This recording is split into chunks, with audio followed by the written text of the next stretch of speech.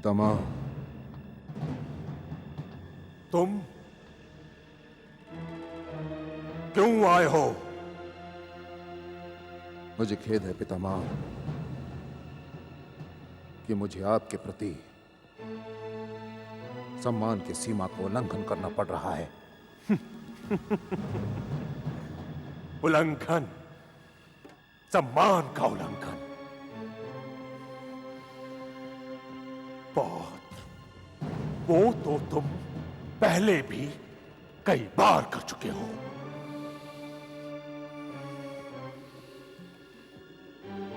किंतु कहो, क्या कहना चाहते हो?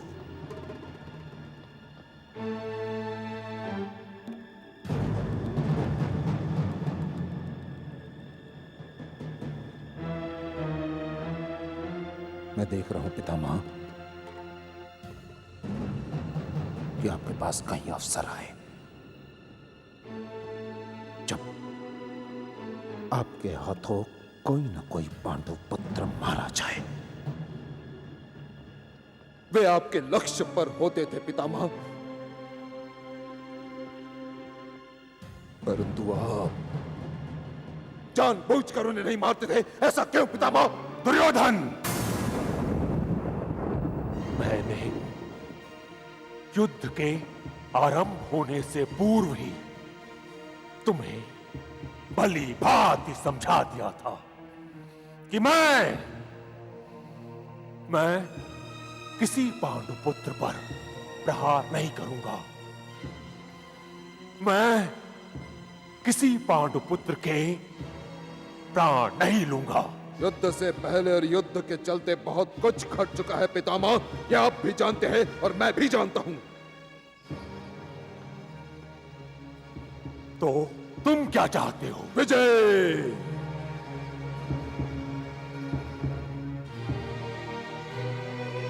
विजय पितामह, विजय। किसी भी मूल्य पर विजय, किसी भी स्थिति में विजय, केवल विजय पितामह, केवल विजय।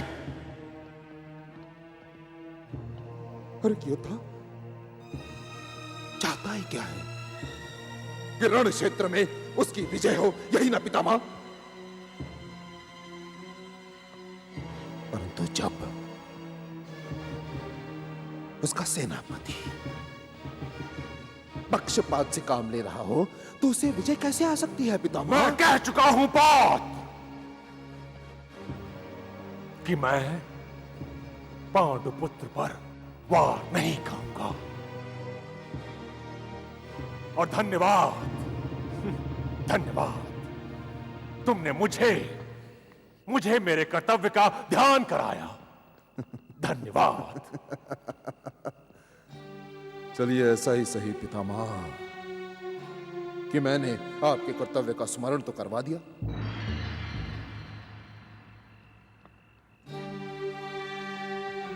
किंतु वास्तविकता वही होती है पितामह जो धरती पर दिखाई दे, वही होती है।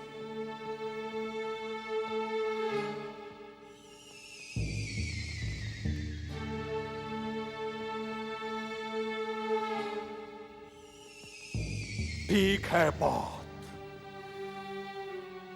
वास्तविकता तुम्हें कल के युद्ध में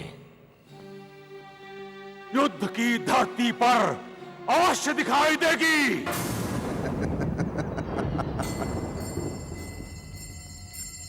धन्यवाद पितामह, मुझे आपसे यही आशा थी, यही आशा थी पितामह।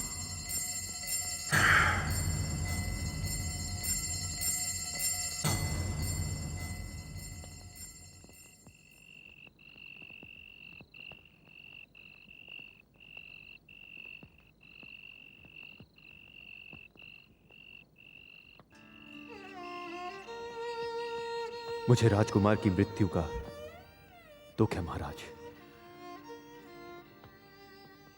वीर तो जन्म ही इसलिए लेते हैं कि उनके प्राण रण क्षेत्र में जाएं, और फिर आज मरने वालों में मेरा पुत्र अकेला तो नहीं था।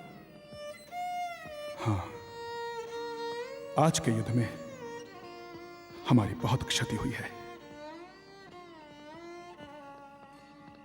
और यह क्षति तो होती ही रहेगी। गंगा पुत्र भीष्म हमें क्षति पहुंचाते रहेंगे और हम विवश होकर देखते रहेंगे। परंतु हो भी क्या सकता है धृष्टद्युम्न। गंगा पुत्र को तो इच्छा मृत्यु का वरदान प्राप्त है। यही तो विडंबना है। नहीं तो मैं आज गंगा पुत्र भीष्म का वध कर देता। वो कई बार मेरे लक्ष्य पर आ चुके थे। धृष्टद्युम्न, मुझे पितामह के बारे में ऐसे कटु शब्द अच्छे नहीं लगते। मैं जानता हूं, किंतु हम एक युद्ध लड़ रहे हैं।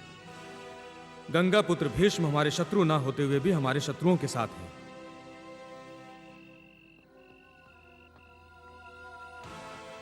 और हमें विवश होकर ना चाहते हुए भी उनके साथ युद्ध करना पड़ेगा। और दोनों में से एक की विजय होगी। और यदि हमें यह युद्ध जीतना है तो गंगा पुत्र भीष्म को मार्ग से हटाना होगा। समस्या जटिल है। केवल केशव ही हमारी इस समस्या का समाधान कर सकते हैं। बड़े भैया, जिस घड़ी इस युद्ध का आरंभ हुआ था, गंगा पुत्र भीष्म ने क्या पांचों की ओर जिस प्रकार बाण चलाए थे, क्या उन बाणों का लक्ष्य आप पास नहीं थे? नहीं केशव, वो केवल एक संकेत था। परंतु मैं आपसे यह पूछता हूं कि उस संकेत का अर्थ था क्या? वे इस प्रकार हमें आशीर्वाद दे रहे थे केशव। मंजले भैया, किस बात का आशीर्वाद दे रहे थे वो? केशव, हमारी विजय का आशीर्वाद। पितामह चाहते हैं कि हम इस युद्ध में विजयी हों। पार्थ, तो क्या यह संभव नहीं था कि उनका आशीर्वाद फल सके? केशव, आप क्या कहना चाहते हैं? बड़े भैया, यही कि यदि पितामह की यही इच्छा है कि युद्ध में आपकी जीत हो, तो विजय मार्ग पर आप सबका पग प्रदर्शन भी उन्हें ही करना होगा। क्योंकि उन जैसा महान व्यक्ति ऐसा आशीर्वाद तो नहीं दे सकता कि जिसके पूरा होने में संदेह हो। बड़े भैया, आप स्वयं गंगा पुत्र के पास जाएं और उनको पूछें कि यह आशीर्वाद यदि पूरा होगा तो कैसे?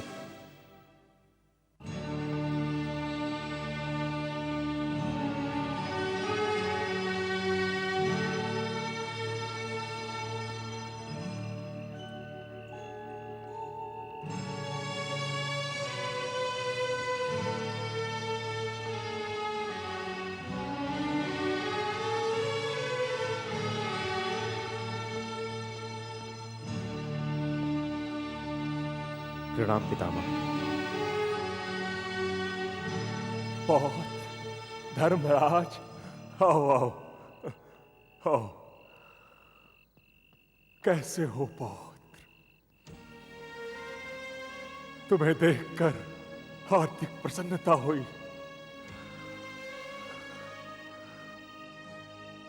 किंतु पौत्र, युद्ध की गतिविधियां छोड़कर इधर कैसे आना हुआ?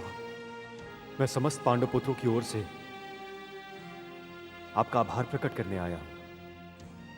आभार? हाँ पितामह, सारा संसार जानता है आज युद्ध में कई बार हम सब आपके लक्ष्य पर थे। यदि आप चाहते तो हम में से किसी को भी मार सकते थे, परंतु आपने ऐसा नहीं किया। पौत्र, यदि मैं तुम सबको अपना शत्रु समझता तो मैं ऐसा करता। मैं तो परिस्थिति और नियति के कारण ऐसे मार्ग पर चलने के लिए विवश हो गया हूं, जिस मार्ग पर मैं एक पग भी चलना नहीं चाहता था।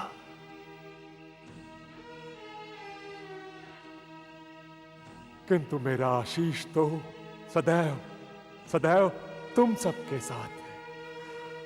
और पौत्र, मैं चाहता हूं कि विजय तुम्हारी हो, तुम सबकी हो।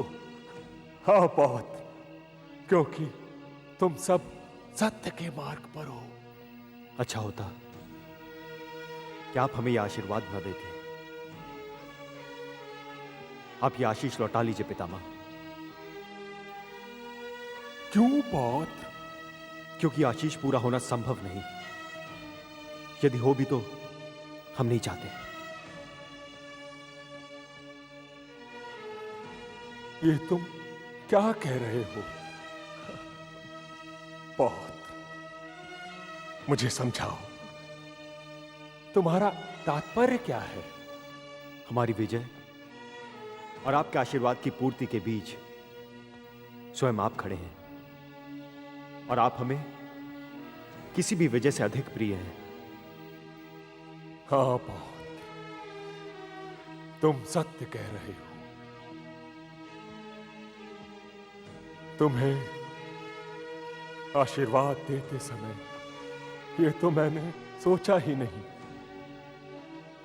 कि तुम्हारे और तुम्हारे विजय के मध्य मैं स्वयं खड़ा हूं। किंतु पौत्र, मैं क्या करूं? मेरी पराजय असंभव है। पौत्र, मैं पिताश्री के आशीष का बंदी हूं। और क्या उपाय हो सकता है? यही उपाय जानने के लिए तो केशव ने मुझे आपके पास भेजा है। अच्छा अच्छा अच्छा, तो केशव ने तुम्हें यहां भेजा है। तभी मैं सोच रहा था कि इतने दूर की सोच कौन सोच सकता है। वे भली भांति जानते हैं कि मैंने तुम सबको विजयी होने का आशीष दिया है, जिसे लौटाया नहीं जा सकता। जाओ पौत्र, जाकर केशव से कह दो कि मुझे कोई पुरुष नहीं मार सकता।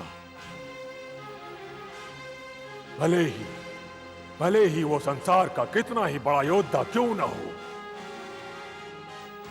किंतु पितामह, युद्ध क्षेत्र में तो कोई स्त्री तो आ नहीं सकती। और मैंने तुम्हारे प्रश्न का उत्तर दे दिया। अब तुम जा सकते हो। जैसी आपकी आज्ञा। प्रणाम। विजयी भव।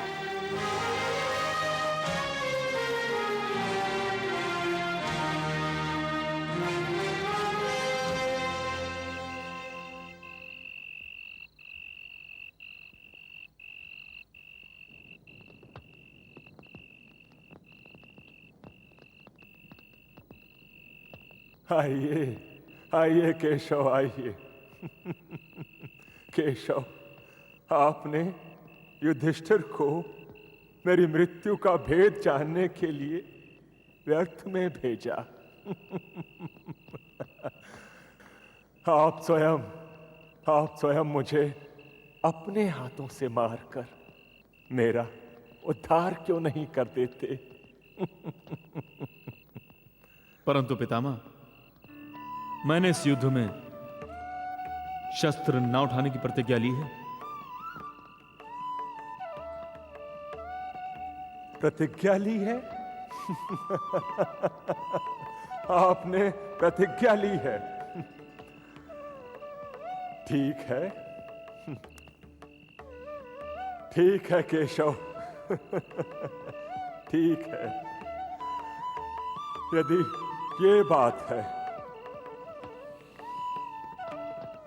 तो आज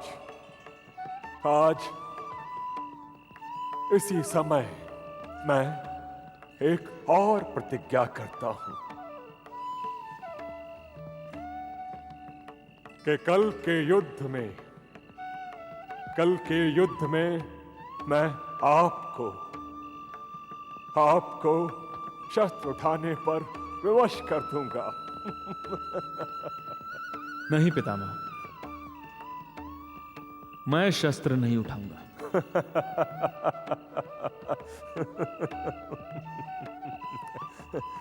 केशव, मेरे उद्धारक,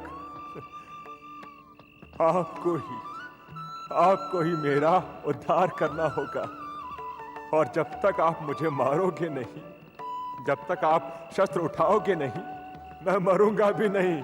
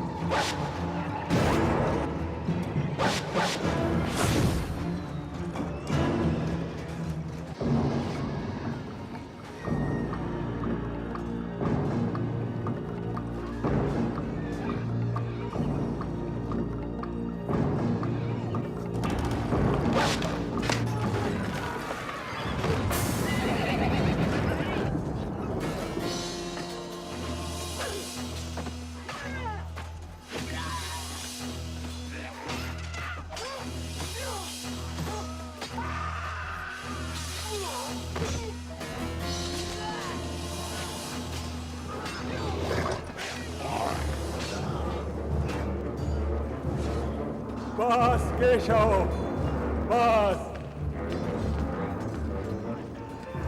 मैंने अपनी प्रतिज्ञा पूर्ण की। आपसे अंततः शस्त्र उठवा ही दिया।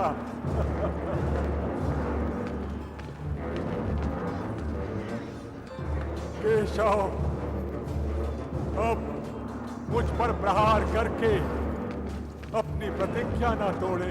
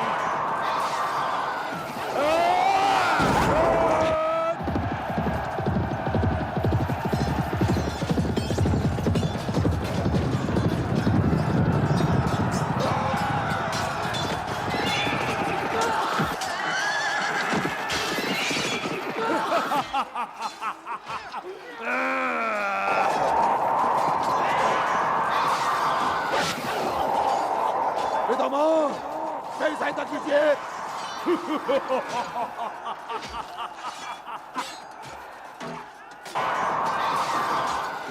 किंतु पांडव सेना में ये मायावी कौन है? हेडम्बर राक्षसी से जन्मा भीम पुत्र घटोत्कच है। भीम का पुत्र।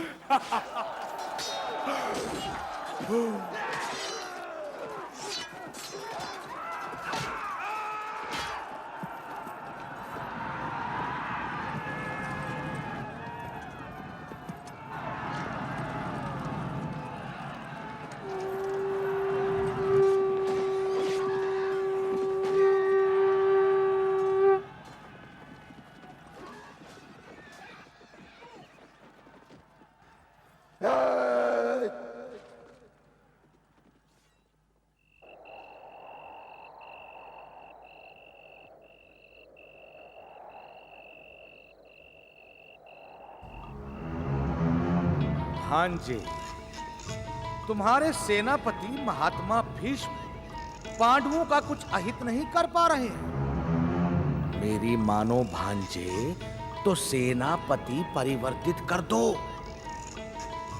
नहीं मामा श्री, पितामह को इच्छा मृत्यु का वरदान प्राप्त है और वे पांडवों को पराजित किए बिना मृत्यु को प्राप्त नहीं होंगे। जैसे जैसे युद्ध आगे की ओर बढ़ता जा रहा है ना भांजे, उनका पांडवों के प्रति मोह बढ़ता जा रहा है।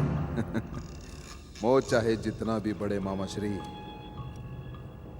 पितामह को युद्ध करना होगा तो केवल मेरे ही पक्ष से करना होगा और उन्हें करना पड़ेगा, क्योंकि सेनापति का पद स्वीकार करके पितामह इस युद्ध से नहीं बच सकते।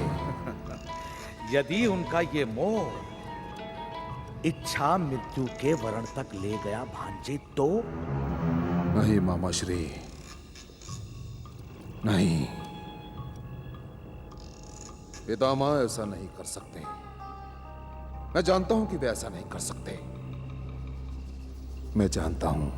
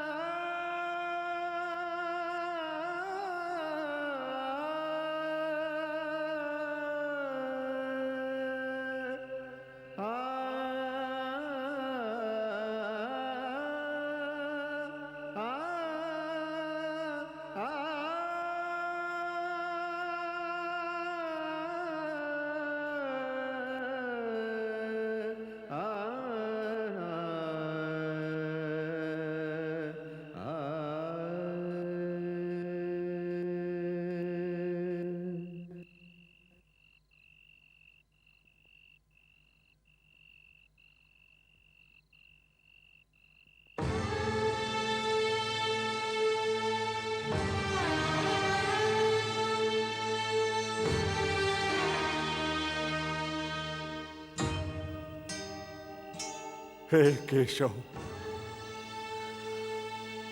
सत्य है, सत्य है केशव कि संसार आपको मोक्षदायक कहता है। आपने युद्ध में अस्त्र शस्त्र नहीं उठाने का प्रण किया था,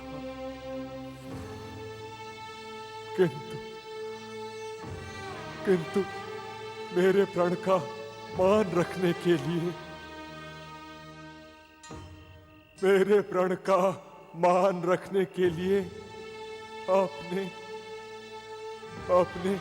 अपना प्रण तोड़ दिया।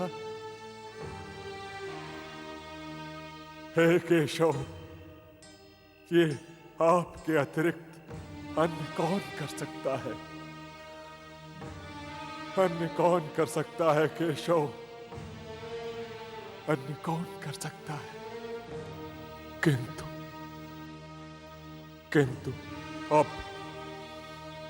अब मुझे आपके प्राण का मान रखना है।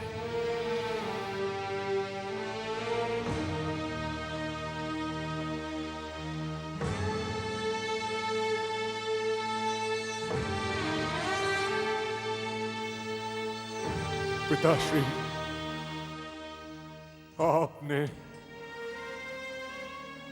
आपने मुझे इच्छा मृत्यु का आशीष दिया था।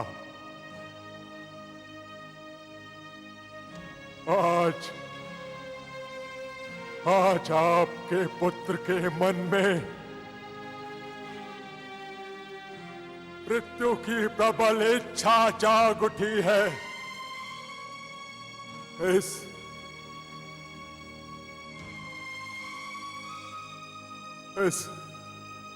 युद्ध ने,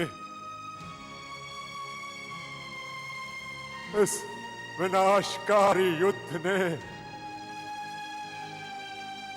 मुझसे जीने की इच्छा छीन ली है।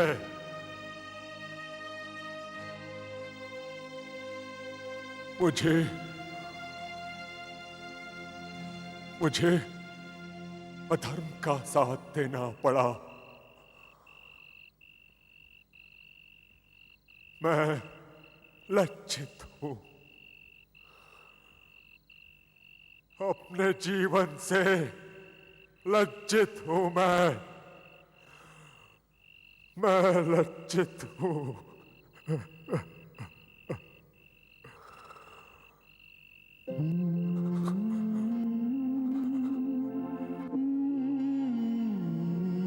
हे मृत्युदेव,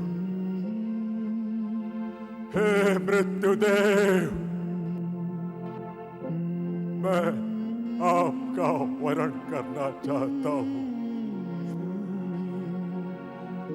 अब मैं आपका वरण करूंगा मृत्युदेव।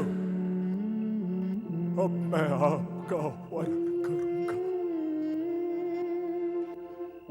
हे केशव,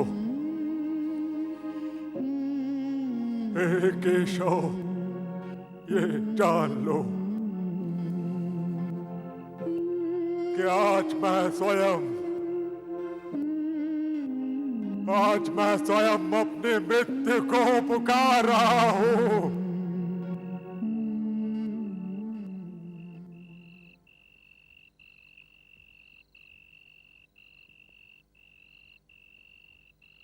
गंगा पुत्र, आपने मेरा स्मरण किया।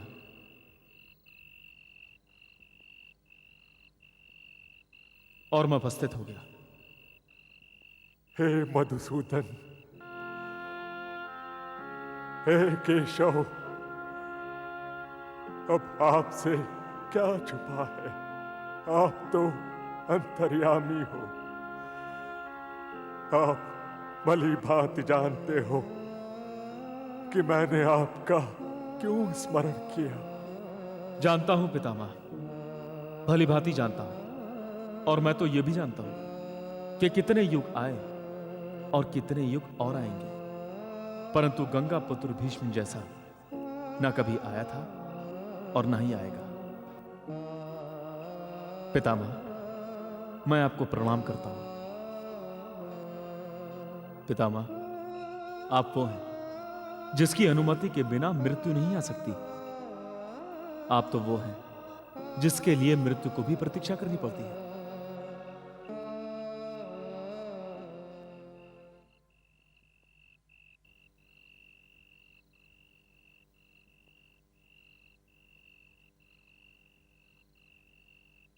केशव, आप मेरे शिविर में? इसे मैं अपना सौभाग्य समझूं या किसी आने वाले संकट का संकेत? अंगराज, जो भाग्य को ठोकर मारते हैं उन्हें सदैव संकटों का सामना करना पड़ता है।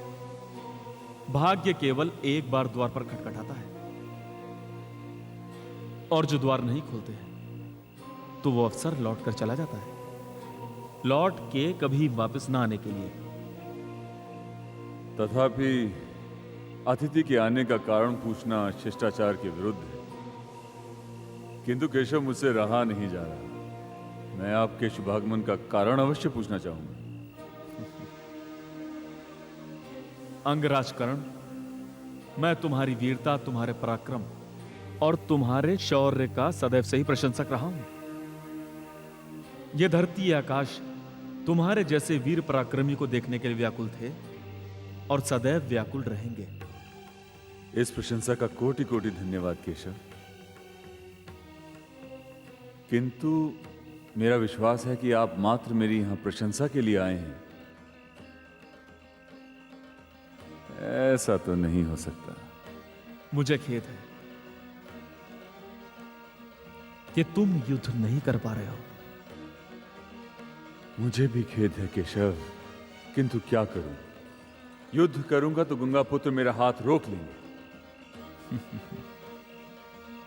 अंगराज, एक योद्धा के लिए युद्ध करना उसका धर्म होता है, और मैं यह भली भांति जानता हूं कि तुम अपने धर्म का पालन करने के लिए अत्यंत व्याकुल हो।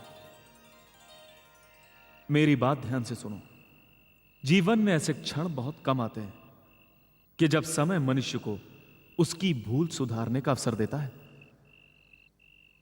मैं समझा नहीं केशव।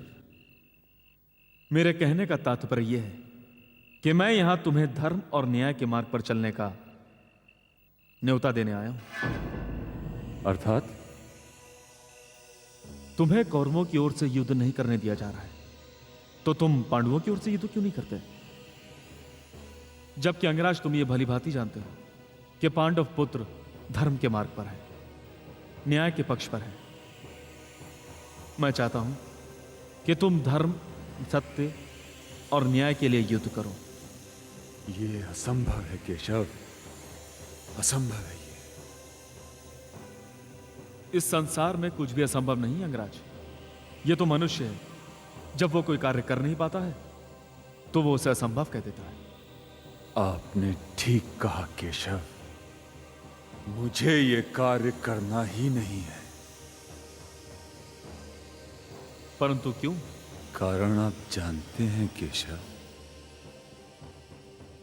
मुझे जीवन में जब भी अपमान मिला वो केवल और केवल पांडु पुत्रों के द्वारा मिला। पांडु पुत्रों और उनके संबंधित व्यक्तियों के अतिरिक्त मुझे किसी ने अपमानित नहीं किया। और दूसरी ओर सुयोधन ने मुझे सम्मान दिया, मुझे अंग देश का राजा बनाया। मुझे जीवन में जो भी कुछ मिला है सुयोधन के कारण ही मिला है, उसी के हाथों से मिला है। ये मेरा बहुत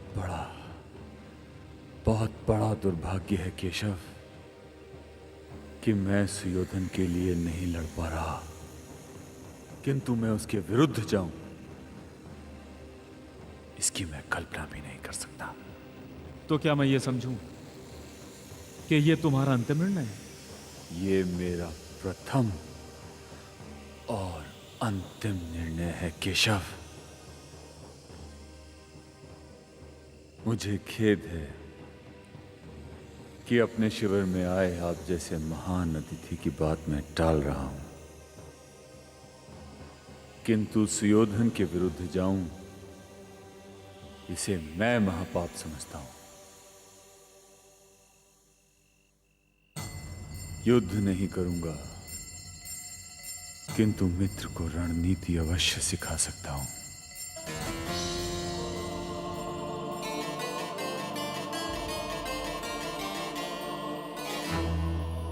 परंतु घटोत्कच का कहना है कि वो युद्ध क्षेत्र में शत्रुओं की सारी सेना को उलट पुलट कर रख सकता है। परंतु जब कभी भी पितामह उसके सामने आते हैं तो उसकी सारी की सारी मायावी शक्तियां निष्क्रिय होकर रह जाती हैं। भैया, आप तो पितामह से मिले थे, उन्होंने क्या कहा? केवल इतना कि उन्हें कोई पुरुष मार ही नहीं सकता। क्या क्या कहा गंगा पुत्र ने? उन्हें कोई पुरुष नहीं मार सकता? यह तो बहुत ही शुभ समाचार है। शिखंडी, क्या सोच रहे हो? कुछ नहीं, आप आज्ञा दे केशव। पांडवों की सेना का नेतृत्व धृष्टद्युम्न कर रहा था और वही करेगा। परंतु शिखंडी, कौरव सेना तुम्हारा युद्ध कौशल और तुम्हारा शौर्य शीघ्र ही देखेगी। मेरे शौर्य का प्रदर्शन? हां शिखंडी, तुम्हारे शौर्य का प्रदर्शन। कल युद्ध भूमि में सर्वश्रेष्ठ धनुर्धर अर्जुन तुम्हारे पीछे रहेगा।